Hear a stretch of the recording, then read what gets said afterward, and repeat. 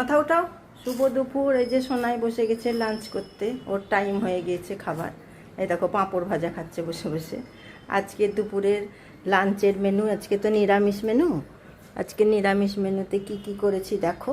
আজকে নিরামিষ মেনুতে হয়েছে এই যে আলু, বরবটি, গাজর, বিট ভাজা আর পাঁপড় ভাজা। পাঁপড় ভাজা তো সোনা পাপা খুব ভালোবাসে, নিরামিষের দিন করি।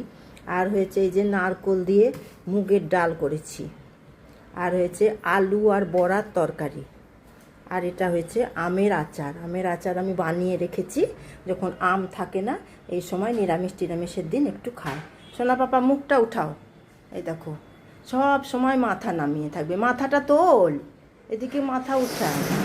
এই দেখো সোনা পাপা খেতে বসে গেছে।